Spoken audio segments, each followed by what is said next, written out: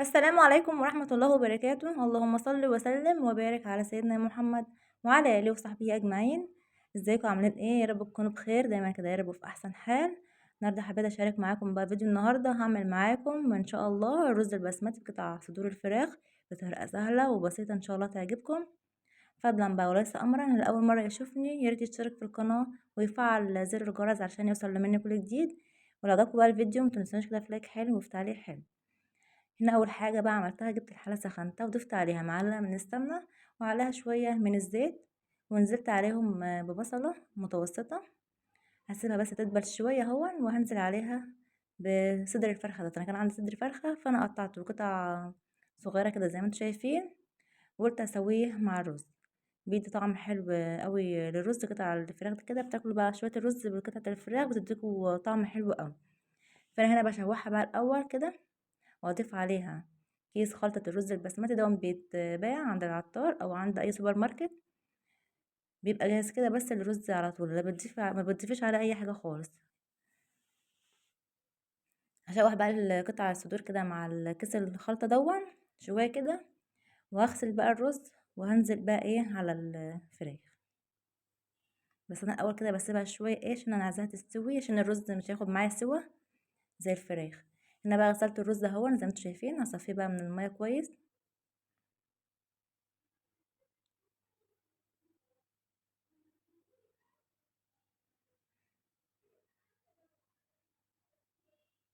انا بنزل الرز كله ما بسيبش ولا حبايه.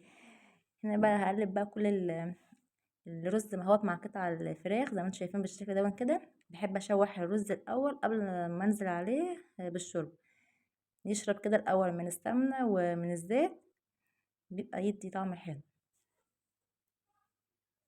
ومعايا هنا زبيب بردك بيدوه طعم حلو، هضيف شويه منه كده. ومعايا هنا بردك كنت بشرب جزرايه خدت منها شويه، بردك بشر هنا برتقان هاخد بس معلقه صغيره كده منه، بيدي بردك طعم حلو قوي للرز وبيديله نفس حلو. هضيف بس شوية ايه من الكركم، حاجة بسيطة مش ضفت كتير عشان الخلطة فيها كل حاجة. وهضيف بقى شوية من الملح، ما كترش ملح عشان بتبقى الخلطة يعني ايه بردك فيها نسبة ملح شوية. هنا بقى قلبت كل المكونات اهوت مع بعض زي ما انتم شايفين بقى. الرز ده اهوت اتشوح مع البهارات ومع كل حاجة ومع قطع الفراخ.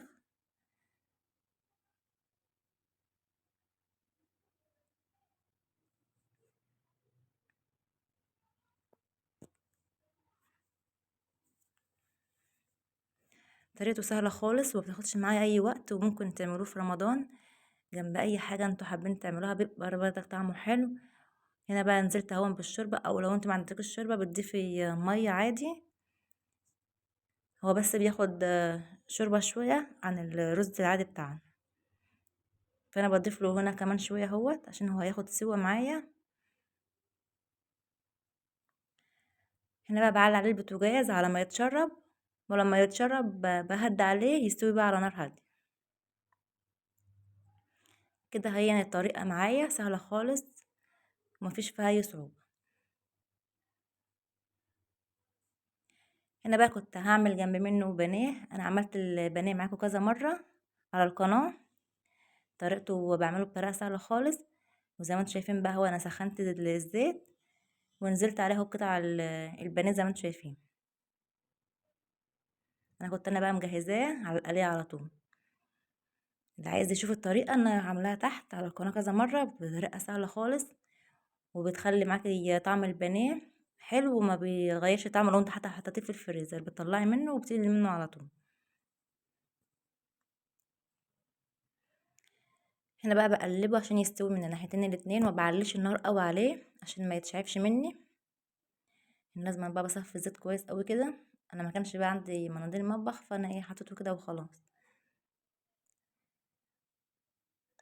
هكمل بقى كل الكميه اللي معايا بالشكل اللي انتوا شايفينه دون كده على ما الرز يستوي. بصوا بقى يا جماعه، شايفين بقى ما شاء الله؟ ايه رايكم؟ البانيه هون بعد ما استوى، الطبقه الخارجيه اللي عليه فاتت ما اتفكتش ولا اي حاجه. شايفين ما شاء الله طلع معايا كله هون بالشكل دون ومستوي وطعمه تحفة كده.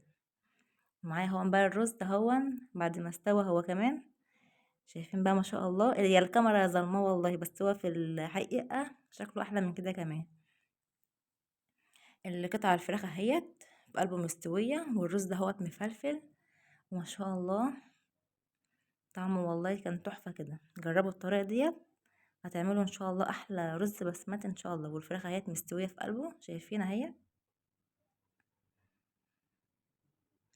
عملت بردك كمان جنب منه طبق شيبسي كده وطبق سلطة نظبط الدنيا كده.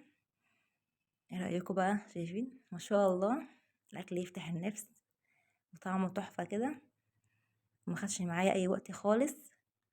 يا رب بقى يكون فيديو النهارده عجبكم، ولو عجبكم بقى متنسونيش كده في لايك حلو وفي تعليق حلو، وما تنسونيش كده يا رب في دعوة حلوة منكم. واسيبكم بقى في رعاية الله وعنايته، والسلام عليكم ورحمة الله وبركاته.